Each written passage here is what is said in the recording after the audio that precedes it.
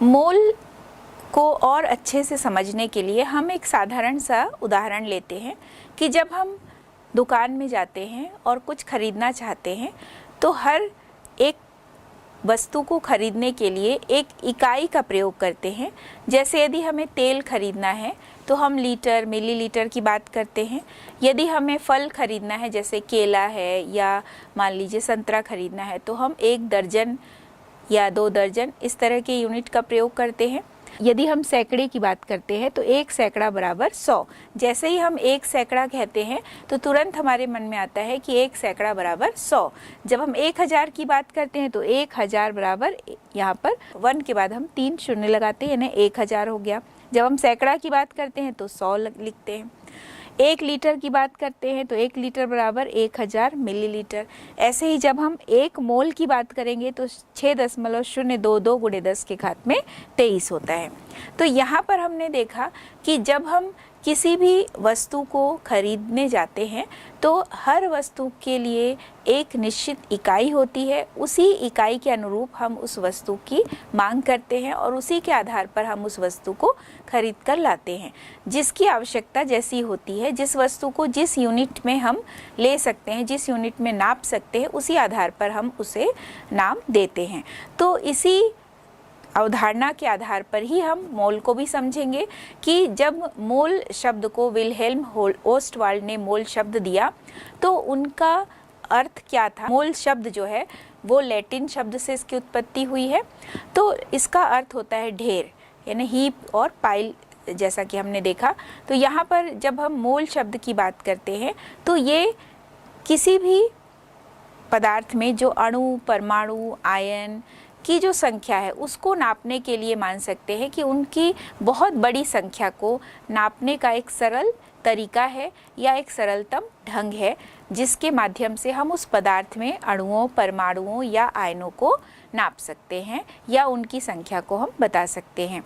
तो मोल जो है वह पदार्थ की मात्रा की इकाई है। तो मोल को हम इस तरीके से लिख सकते हैं कि मोल जो है वो पदार्थ की मात्रा की इकाई है। मोल एक निश्चित संख्या को प्रदर्शित करती है जिसे हमने देखा 6.022 गुणे 10 की घात में 23। मोल का जो संबंध है वह पदार्थ के द्रव्यमान से है, उसके कणों की संख्या एवं गैस के आयतन से होती है। यानी मोल शब्द जो है वह किसी भी पदार्थ में उपस्थित कणों की संख्या, उसके आयतन और उसके द्रव्यमान तीनों से ही संबंधित होता है। तो अब हम इसको कैसे परिभाषित कर सकते हैं। तो किसी भी पदार्थ के 1 मोल में कणों की संख्या, यदि हम कणों की बात करते हैं तो उसमें अणु, परमाणु या आयन्स भी आते हैं। इसकी संख्या जो है वो सदैव निश्चित होती है और इसका जो मान है वो 6.022 गुणे 10 के घात में 23 होता है। इसे हम एवोगाड्रो संख्या से दर्शाते हैं।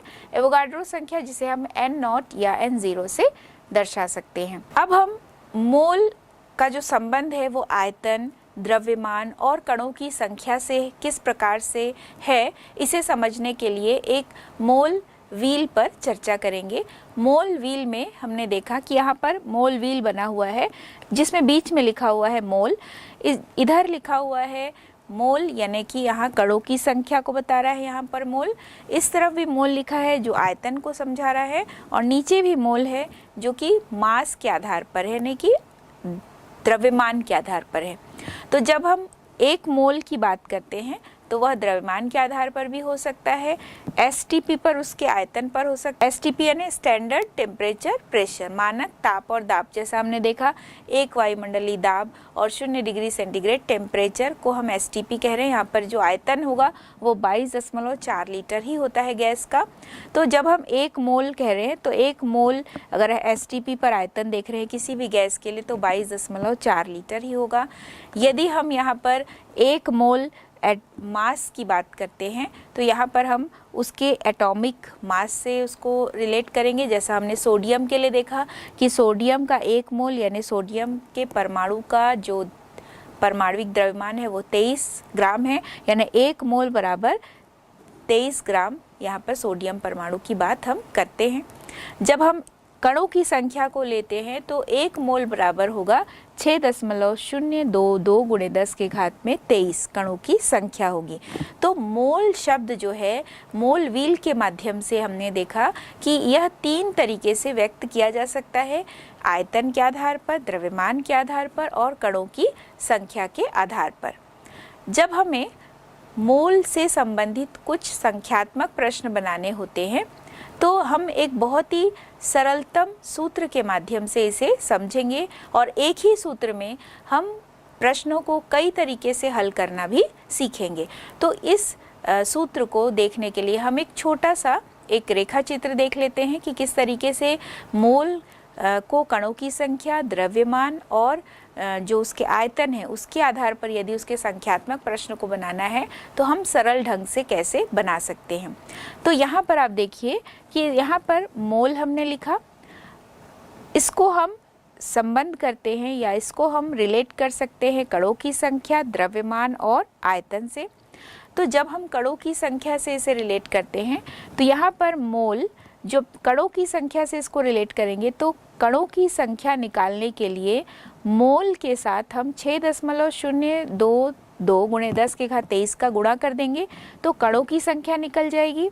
वहीं दूसरी ओर यदि हमें मोल निकालना है किसी संख्यात्मक प्रश्न में और कणों की संख्या दी हुई है तो हम मोल बराबर लिखेंगे कणों की संख्या बटा 6.022 गुणे 10 के घात में 23। तो जब हम मोल निकालते हैं, कणों की संख्या दी हुई है तो मोल बराबर होगा कणों की संख्या और भाग देंगे हम 6.022 गुणे 10 के घात में 23 जो मान है कि अवोगाड्रो संख्या का। इससे जब हम भाग देते हैं कणों की संख्या को अवोगाड्रो संख्या से तो हमें मोल प्राप्त होता है। दूसरी ओर हम देख रहे हैं द्रव्यमान के आधार पर यदि हमें प्रश्न हल करना है तो मोल बराबर होगा जो दिया गया द्रव्यमान है बटा मोलर मास, यानी कि जो उसका आणविक द्रव्यमान है। यदि हमें मोल निकालना है तो दिए गए द्रव्यमान में हम उसके निश्चित जो आणविक द्रव्यमान है उससे भाग दे देंगे तो ये मोल निकल जाएगा। यदि हमें मान लीजिए द्रव्यमान निकालना है तो मोल के साथ मोलर मास का गुणा कर देते हैं तो द्रव्यमान निकल आता है। तो जब हमने देखा कि जब मोल में गुणा कर देते हैं मोलर मास का, जो मास है वो प्राप्त हो जाता है, द्रव्यमान प्राप्त हो जाता है। और जब हम द्रव्यमान में मोलर मास का भाग दे देते हैं तो हमें मोल प्राप्त हो जाता है। वहीं दूसरी ओर यदि हम मान लीजिए तत्व के लिए निकालते हैं तो तत्वों के लिए यदि हम द्रव्यमान के आधार पर प्रश्न को हल करेंगे तो तत्व के लिए क्या होगा, दिया गया द्रव्यमान बटा ग्राम परमाणु द्रव्यमान। वहीं जब हम किसी अणु या किसी यौगिक की बात करेंगे तो यौगिक में हम उसका आणविक द्रव्यमान निकालते हैं, अणुभार निकालते हैं। तो यहाँ पर जब द्रव्यमान आधारित प्रश्न यौगिक के लिए हल होगा तो दिया गया द्रव्यमान बटा ग्राम आणविक द्रव्यमान या ग्राम अणु द्रव्यमान होता है। तो द्रव्यमान आधारित प्रश्न को हमने देखा दो अलग अलग सूत्र के द्वारा, एक तत्व के लिए और एक यौगिक के लिए। जब हम तत्व के लिए निकालते हैं तो जो उसका दिया गया द्रव्यमान है बटे में हम लिखेंगे ग्राम परमाणु द्रव्यमान, क्योंकि तत्व की जब बात हो रही है तो ग्राम परमाणु द्रव्यमान से भाग देंगे। और जब हम यौगिक या अणु की बात करते हैं तो दिया गया द्रव्यमान बटा उस यौगिक का जो अणुभार है या यौगिक का जो ग्राम अणुभार है उससे हम उस यौगिक के दिए गए द्रव्यमान को भाग लगाते हैं तो हमें मोल प्राप्त होता है। तो इस तरह से हमने द्रव्यमान आधारित प्रश्नों को हल करने के लिए एक सरलतम सूत्र सीखा। इसके बाद हम देखते हैं आयतन पर आधारित यदि प्रश्न हल करना है तो मान लीजिए यहाँ पर आयतन इस तरफ लिखा है और यहाँ पर लिखा है मोल। तो मोल और आयतन कैसे रिलेट होगा, तो यहाँ पर हम STP पर जो आयतन है 22.4 लीटर उसे हमने यहाँ लिखा। इसके बाद हम देखते हैं कि यदि दिए गए आयतन को हम 22.4 लीटर से भाग लगाते हैं तो हमें प्राप्त हो जाता है मोलों की संख्या, यानी जो यहाँ पर मोलों की संख्या है उसे निकालने के लिए हम दिए गए आयतन बटा जो 22.4 लीटर है वह करेंगे तो हमें मोलों की संख्या प्राप्त होगी। वहीं दूसरी ओर यदि हमें मोलों की संख्या गुणा 22.4 लीटर करना है तो हमें दिया गया आयतन भी प्राप्त हो सकता है। तो यहाँ पर हम देख रहे हैं कि मोलों की संख्या में 22.4 लीटर से गुणा करते हैं तो आयतन प्राप्त हो जाता है, और दिए गए आयतन में यदि हम 22.4 लीटर से भाग दे देते हैं तो मोलों की संख्या भी प्राप्त हो जाती है।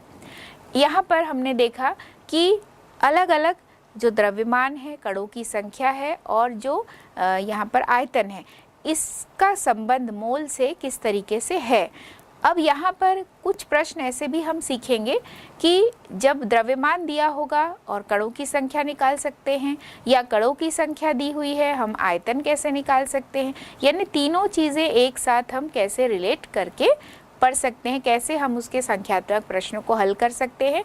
उसके लिए एक सरल सा ये रेखा चित्र दिया गया है। कुछ प्रश्नों को हम अभ्यास भी करेंगे। अब यहाँ पर यदि हम मोल की अवधारणा को और अच्छी तरीके से समझना चाहते हैं तो मोल को हम ऐसे भी लिख सकते हैं, मोल परमाणु, अणु, या फिर हम कोई आयनिक यौगिक के लिए भी देख सकते हैं। जब हम परमाणु के लिए बात करते हैं तो ग्राम एटॉमिक मास, GAM लिखा है, यानी ग्राम परमाणु द्रव्यमान। जब हम मॉलिक्यूल या अणु की बात करते हैं तो ग्राम मॉलिक्यूलर मास, यानी ग्राम अणु द्रव्यमान। और जब हम आयनिक यौगिक की बात करते हैं तो ग्राम फॉर्मूला मास, क्योंकि जब हम आयनिक यौगिक के लिए निकालते हैं द्रव्यमान तो उसे फॉर्मूला मास के रूप में निकाला जाता है। अब ये तीनों ही जो है वो मोलर मास कहलाता है। यानी जब भी मोल निकालना है, मोल से संबंधित कोई द्रव्यमान से संबंधित प्रश्न हल करना है, तो हमें परमाणु, अणु और जो आयनिक यौगिक है उनके टर्म्स को समझना पड़ेगा कि जब हम परमाणु की बात करते हैं तो ग्राम परमाणु द्रव्यमान लेंगे, जब हम अणु या यौगिक की बात करते हैं तो ग्राम अणु द्रव्यमान लेंगे, और जब हम आयनिक यौगिक की बात करते हैं तो ग्राम फॉर्मूला द्रव्यमान या ग्राम फॉर्मूला मास लेते हैं। और इन तीनों को ही हम सम्मिलित रूप से मोलर मास कह सकते हैं, चाहे वो परमाणु के लिए हो, चाहे वो अणु के लिए हो, चाहे वो आयनिक यौगिक के लिए हो। हम तीनों को मिलाकर मोलर मास के रूप में इसे व्यक्त कर सकते हैं। अब हम एक रेखा चित्र में ये समझेंगे कि मोल, एवोगाड्रो संख्या और भार के बीच में क्या संबंध है। तो यहाँ कुछ उदाहरण दिया हुआ है। जैसे यदि कार्बन परमाणुओं का 1 मोल बीच में लिखा है तो कार्बन परमाणुओं का 1 मोल, इसे हम 12 ग्राम कार्बन परमाणु के रूप में लिख रहे हैं। 12 ग्राम कार्बन परमाणु यानी हम कार्बन के 1 मोल परमाणु की बात करते हैं, और उसमें कणों की संख्या होगी कार्बन के 6.022 गुणे 10 के घात में 23 परमाणु होंगे। यानी हम इसको तीनों को जोड़ सकते हैं कि यदि 12 ग्राम कार्बन परमाणु कहते हैं तो उसमें कार्बन के 6.022 गुणे 10 के घात में 23 परमाणु होते हैं। जब हम हाइड्रोजन परमाणुओं के 1 मोल की बात करते हैं तो इसका अर्थ है कि हम 1 ग्राम हाइड्रोजन परमाणु की बात कर रहे हैं, और 1 ग्राम हाइड्रोजन परमाणु में कितने परमाणु होंगे हाइड्रोजन के? 6.022 गुणे 10 के घात में 23 परमाणु होंगे। इसी तरह यदि हम किसी भी कण में परमाणु, अणु या आयन का 1 मोल लेते हैं तो जितने भी उस पदार्थ के कण होंगे, चाहे वो अणु हो, परमाणु हो या फिर आयन्स हो, तो उसके कितने भार होंगे, उस टोटल जितने भी उसमें कोई भी तत्व हो, कोई भी परमाणु हो, कोई भी अणु हो, कोई भी आयन हो, उन सभी कणों का जो सापेक्षिक भार होगा, जिसे हम ग्राम के रूप में लिख सकते हैं, और उस पूरे वेट में जो कणों की संख्या होगी वह निश्चित होगी। 6.022 गुणे 10 के घात में 23 कण होंगे।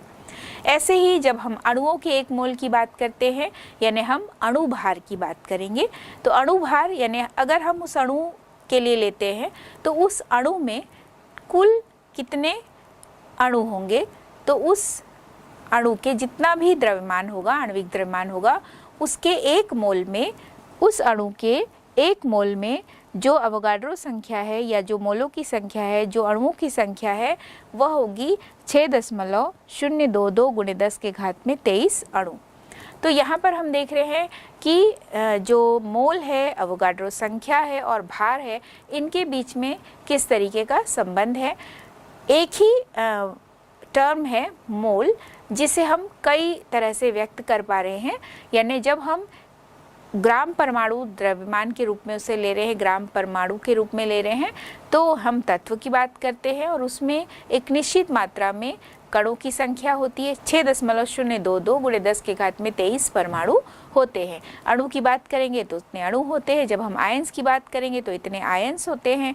तो इस तरीके से अलग अलग अणु, परमाणु, आयंस की असंख्य संख्या को गिनने का एक सरल तरीका जो है वो मोल होता है। अब हम पदार्थ के भार को मोल के रूप में व्यक्त करना हो तो किन सूत्रों का प्रयोग करेंगे, इसे समझेंगे।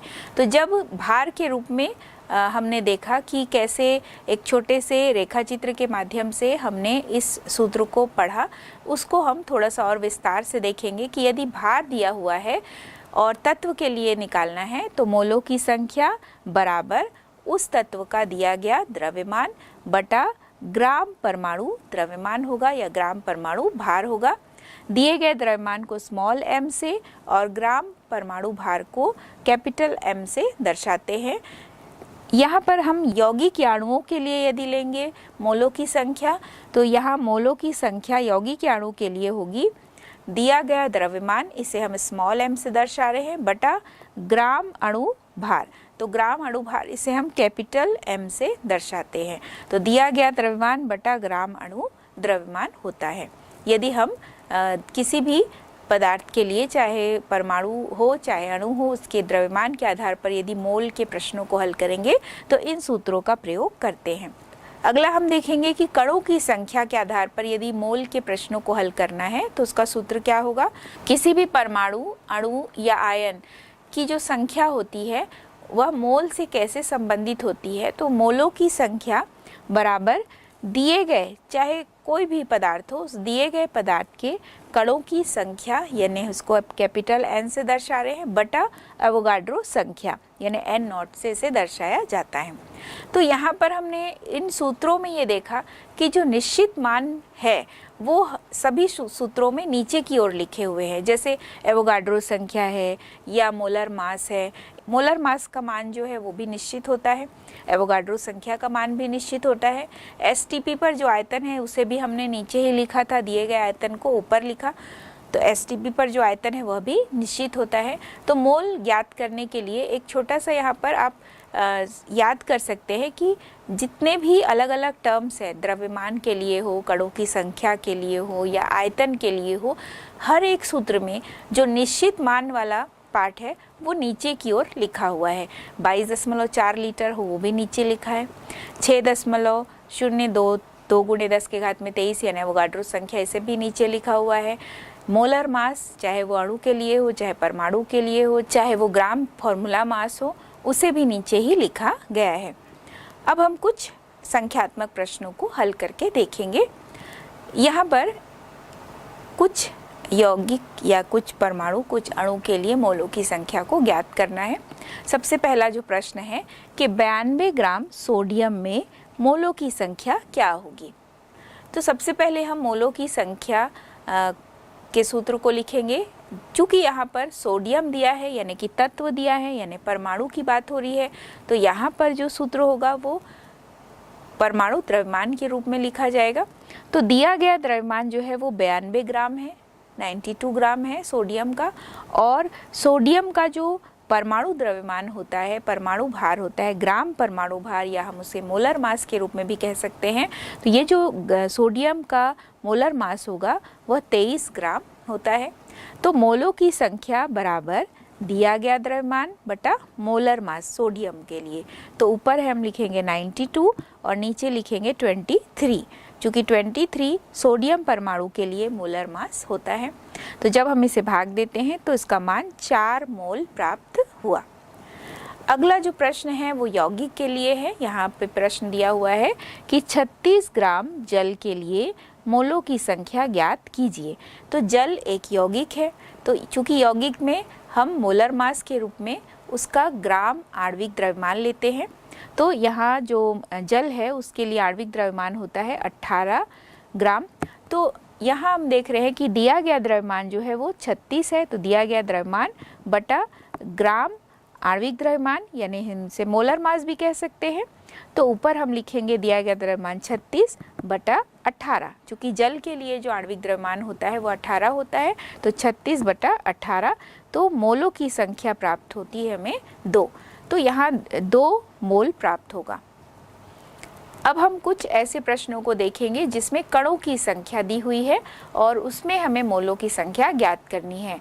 जैसे एक प्रश्न है कि 18.066 × 10⁻23 ऑक्सीजन परमाणु में मोलों की संख्या क्या होगी। तो यहाँ पर हम देख रहे हैं कि कणों की संख्या का मान दिया हुआ है और इसके आधार पर हमें मोलों की संख्या ज्ञात करनी है। तो मोलों की संख्या बराबर होगा दिए गए कणों की संख्या बटा अवोगाड्रो संख्या। तो दिए गए कणों की संख्या है 18.066 × 10⁻23 बटा 6.022 × 10⁻23, जो कि अवोगाड्रो संख्या है। अब इसके द्वारा अवोगाड्रो संख्या के द्वारा दिए गए कणों की संख्या को भाग देते हैं तो 3 मोल प्राप्त होता है। इसके बाद हम देखते हैं कि ऑक्सीजन अणु के 6.022 × 10⁻23 जो अणु संख्या है कणों की, उसमें मोलों की संख्या क्या होगी।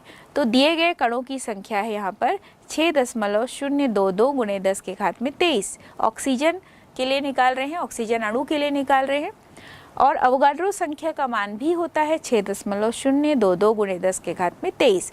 तो ऊपर भी हम लिखेंगे 6.022 × 10⁻23।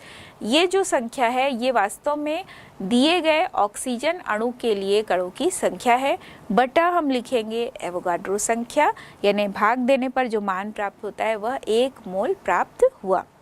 अगला हम देखते हैं कि कणों की संख्या को यदि ज्ञात करना है और 10 ग्राम नाइट्रोजन अणु का मान दिया हुआ है, तो इसके द्वारा हमें ज्ञात करना है कणों की संख्या, यानी यहाँ द्रव्यमान दिया हुआ है और द्रव्यमान से निकालना है कणों की संख्या।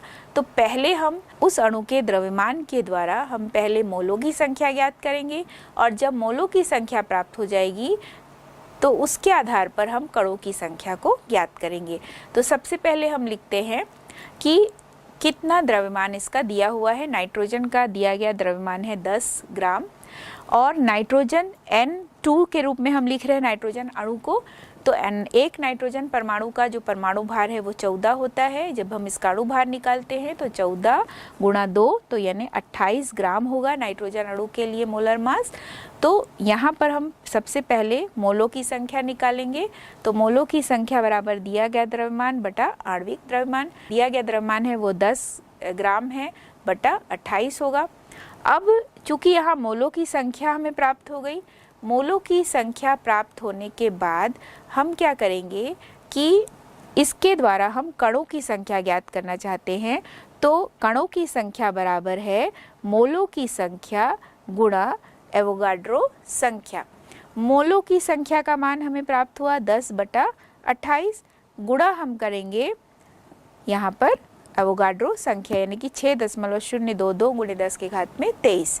तो जब हम इसे हल करते हैं ना 10/28 गुणा 6.022 × 10⁻23, तो हल करने पर जो मान हमें प्राप्त होता है वह है 2.15 × 10⁻23 अणु।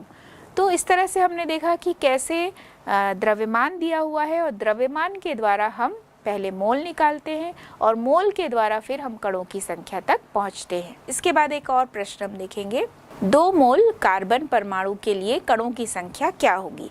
अब यहाँ भी हम देख रहे हैं कि कणों की संख्या जो है वो निकालना है, लेकिन 2 मोल कार्बन दिया हुआ है। तो यहाँ पर हम कैसे निकालेंगे, मोल दिया हुआ है, हमें पहुंचना है कणों की संख्या तक।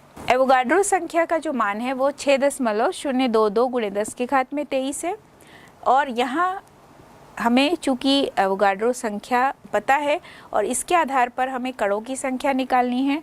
तो कणों की संख्या बराबर मोल गुणा एवोगाड्रो संख्या। तो मोल दिया हुआ है कार्बन का 2 मोल, तो 2 गुणा 6.022 गुणे 10 के घात में 23 करेंगे तो कार्बन के कणों की संख्या हमें प्राप्त होगी 12.044 गुणे 10 के घात में 23 परमाणु। चूंकि कार्बन परमाणु के लिए निकाल रहे हैं कणों की संख्या, तो जो भी, चाहे हम अणु के निकालें, चाहे हम परमाणु के लिए निकालें, चाहे हम आयन के लिए निकालें, तो जो अवोगाड्रो संख्या से गुणा करने के बाद जो मान आता है, जितने भी मोल उसके हैं, चाहे परमाणु, अणु, आयन, जिनके भी हम ले रहे हैं, वही संख्या हम लिखेंगे, चाहे हम परमाणु के लिए लिखें, अणु के लिए लिखें, चाहे आयन्स के लिए लिखें। तो चूंकि यहाँ जो प्रश्न है वो कार्बन परमाणु के लिए है, तो जो संख्या निकली है कणों की वो हम परमाणु के रूप में लिखेंगे, यानी जो मान आया 12.044 गुणे 10 के घात में 23 परमाणु के रूप में से लिखा जाएगा। अब हम किसी भी अभिक्रिया में मोल शब्द को किस तरीके से प्रस्तुत किया जाता है उसे समझने का प्रयास करते हैं। तो हमने ये देखा कि जितने भी शुद्ध पदार्थ हैं उसके सापेक्षिक परमाणु, अणु या सूत्रभार को हम ग्राम के रूप में दर्शा सकते हैं, और जिसमें उसी पदार्थ के 1 मोल में 6.022 गुणे 10 के घात में 23 जो कण हैं वो सम्मिलित रहते हैं। तो गैसों के लिए हम ये कह सकते हैं कि इसमें भार के स्थान पर हम आयतन को भी ले सकते हैं। जैसा कि हमने देखा कि 0 डिग्री सेंटीग्रेड ताप और 1 वायुमंडलीय दाब पर किसी भी गैस का जो आयतन है वह 22.4 लीटर होता है, या वह गैस जो है वो 22.4 लीटर आयतन ही घेरता है। यहाँ हम कुछ समीकरणों में अणु कैसे क्रिया करते हैं और कैसे उत्पाद बनाते हैं उसे समझते हैं। यहाँ पर हम रासायनिक समीकरण को समझने का प्रयास करते हैं। जैसे किसी भी रासायनिक समीकरण में यदि कार्बन डाइऑक्साइड का अणु भाग ले रहा है तो निश्चित रूप से कम उसके 1 मोल उस अभिक्रिया में भाग लेंगे ही। तो जब हम कार्बन डाइऑक्साइड अणु की बात कर रहे हैं, यानी हम कार्बन डाइऑक्साइड के 1 मोल की बात करते हैं। अब यहाँ पर हम एक उदाहरण लेते हैं, जैसे जल का बनना। तो जल जो है वो बनता है हाइड्रोजन और ऑक्सीजन से। तो 2H2 plus O2 is equal to 2H2O। तो यहाँ पर हम देखते हैं कि हाइड्रोजन के 2 अणु और ऑक्सीजन का 1 अणु है, ये आपस में क्रिया करते हैं। तो कितने मोल बने, यहाँ पर कितने अणु बने जल के यहाँ पर 2 अणु प्राप्त होते हैं। यहाँ पर हम इसी समीकरण को दूसरे तरीके से भी लिख सकते हैं, H2 plus half O2 is equal to H2O। तो इसका अर्थ हुआ कि 1 अणु जो है वो हाइड्रोजन का है और आधा अणु जो है वो ऑक्सीजन का है। इससे हमें 1 अणु जल का प्राप्त होता है। तो इस प्रकार जब हम मोल के रूप में इसे व्यक्त करेंगे तो 1 मोल हाइड्रोजन अणु और आधा मोल ऑक्सीजन अणु आपस में क्रिया करते हैं तो 1 मोल जल का अणु बनता है। तो यहाँ पर मोल शब्द को हम इस तरीके से भी व्यक्त कर सकते हैं समीकरण को बताते समय कि 1 मोल हाइड्रोजन अणु, जब हम H2 लिखते हैं मतलब हम 1 मोल हाइड्रोजन अणु की बात कर रहे हैं, फिर हम आधा मोल ऑक्सीजन अणु की बात करते हैं। ये दोनों जब आपस में क्रिया करते हैं तो इनके क्रिया करने से जल बना, यानी H2O बना, और उसके सामने 1 है यानी 1 मोल जल का अणु बनता है। इसे हम इस तरीके से भी लिख सकते हैं कि एक हाइड्रोजन है, एक हाइड्रोजन अणु है, इसका जो सापेक्षिक अणु भार है, चूंकि हम H2 की बात कर रहे हैं तो हम 2 यूनिफाइड मास के रूप में से लिख रहे हैं। इसके बाद यदि हम 1 मोल हाइड्रोजन अणु जिसका सापेक्षिक ग्राम अणु भार यदि लेते हैं तो वह 2 ग्राम होगा। यानी जब हम एक हाइड्रोजन अणु जिसका सापेक्षिक अणु भार ले रहे हैं वो 2 यूनिफाइड मास के रूप में लिखा जाएगा। यदि हम 1 मोल लेते हैं, यानी 1 मोल शब्द यदि यूज़ करते हैं तो 1 मोल हाइड्रोजन अणु ले रहे हैं तो उसका जो अणु भार होगा वह 2 ग्राम के रूप में व्यक्त किया जाएगा। अब हम एक और रासायनिक समीकरण के माध्यम से इसे समझेंगे। H2 plus Cl2 is equal to 2HCl बना। तो यहाँ 1 अणु हाइड्रोजन का, 1 अणु क्लोरीन का, इनकी जब क्रिया होती है आपस में तो 2 अणु बनते हैं हाइड्रोजन क्लोराइड की। तो यहाँ हम इस तरीके से इसे कह सकते हैं कि 1 मोल हाइड्रोजन का, 1 मोल हाइड्रोजन अणु 1 मोल क्लोरीन अणु से जब क्रिया करता है तो 2 मोल हाइड्रोजन क्लोराइड के बनते हैं। तो 2 मोल हाइड्रोजन क्लोराइड अणु के बनते हैं। तो यहाँ पर हम हर एक मोल शब्द के साथ हम अणु का भी प्रयोग कर रहे हैं कि 1 मोल हाइड्रोजन अणु 1 मोल क्लोरीन अणु से क्रिया होती है तो बनता है 2 मोल हाइड्रोजन क्लोराइड के अणु। तो यहाँ पर रासायनिक समीकरण को इस तरीके से हम व्यक्त कर सकते हैं। कुछ रासायनिक समीकरणों को हम लेंगे कि इसे हम कैसे मोल अवधारणा के रूप में लिखेंगे, कि मोल अवधारणा के रूप में इन्हें किस तरीके से व्यक्त कर सकते हैं, इसे हम समझेंगे कुछ अन्य उदाहरणों के द्वारा। एक उदाहरण हम लेते हैं, carbon plus half O2 is equal to carbon monoxide बना। तो यहाँ हम देख रहे हैं कि 1 मोल, या हम कह सकते हैं कि 6.022 × 10⁻23 कण कार्बन के हैं और यह आधा मोल या आधे अणु ऑक्सीजन से क्रिया करता है और इन दोनों की क्रिया से 1 मोल कार्बन मोनोऑक्साइड का अणु बनता है। यहाँ पर हम देख रहे हैं कि कार्बन का 1 मोल है, यानी कार्बन का 1 मोल परमाणु और ऑक्सीजन का आधा मोल अणु, ये आपस में क्रिया करते हैं, 1 मोल कार्बन मोनोऑक्साइड का अणु प्राप्त होता है। एक अन्य उदाहरण हम रासायनिक समीकरण के रूप में ही पढ़ेंगे कि कैसे इस रासायनिक समीकरण को मोल की अवधारणा से स्पष्ट किया जा सकता है। तो यहाँ हम देख रहे हैं half Al2O3 plus 3HCl is equal to AlCl3 plus 1.5 H2O। तो यहाँ हम देख रहे हैं कि जो आधा मोल Al2O3 यानी एल्यूमिनियम ट्राइऑक्साइड का अणु है, जो 3 मोल हाइड्रोजन क्लोराइड के अणु से क्रिया करता है, तो इन दोनों की क्रिया से 1 मोल एल्यूमिनियम ट्राइक्लोराइड अणु का बनता है और 1.5 मोल जो है H2O के अणु का बनता है। तो यहाँ हमने देखा कि जो रासायनिक समीकरण में जितने अणु भाग ले रहे हैं, यदि हम उसे मोल पद के रूप में व्यक्त करें तो उसे किस तरीके से व्यक्त करेंगे। यदि वह परमाणु है तो 1 मोल वह परमाणु के रूप में व्यक्त किया जाएगा, यदि वह अणु है तो 1 मोल अणु के रूप में उसे व्यक्त किया जाएगा। इस पाठ में हमने बहुत सारे नए नए टर्म्स को सीखा। किस तरीके से पूरे पाठ में हमने देखा कि रासायनिक सूत्र को व्यक्त किया जा सकता है, कैसे हम अणु भार ज्ञात करते हैं परमाणु भार के आधार पर, कैसे हम आयन्स यानी ऋणायन और धनायन को अलग अलग कर सकते हैं। किसी भी आयनिक यौगिक में उसके जो घटक हैं वो धनायन और ऋणायन होते हैं, उसको हमने समझा, हमने सीखा। और हमने ये देखा कि ऋणावेशित आयन कहाँ से प्राप्त होते हैं। ऋणावेशित आयन जो है वो अम्ल से प्राप्त होते हैं, इसे अम्लीय मूलक कहेंगे, और धनावेशित आयन जो है वो क्षार से प्राप्त होते हैं, उसे हम क्षारीय मूलक कहते हैं। और हमने ये देखा कि बहुपरमाणुक आयन क्या होते हैं। तो परमाणुओं के ऐसे समूह जिन पर कुल आवेश विद्यमान होता है, इसे हम बहुपरमाणुक आयन कहते हैं। आयनिक यौगिकों में जो संयोजकता होती है उसे हम कैसे रासायनिक सूत्र में प्रयोग करते हैं और कैसे हम उसे ज्ञात कर सकते हैं, इसे हमने सीखा। आयनिक यौगिकों के सूत्र में उपस्थित जितने भी आयन्स होते हैं, तो सभी आयनों के भार को सूत्र इकाई द्रव्यमान के रूप में कैसे व्यक्त कर सकते हैं, इसे हमने सीखा। और किसी भी पदार्थ में जो मोलों की संख्या होती है, किसी पदार्थ के मोल में जो कणों की संख्या होती है, उसे हम अवोगाड्रो संख्या कहते हैं। इसका मान निश्चित होता है और इसे n0 से व्यक्त करते हैं और इसका मान 6.022 × 10⁻23 होता है। इस तरीके से हमने इस पाठ में इन सारे बिंदुओं को विस्तार से समझा।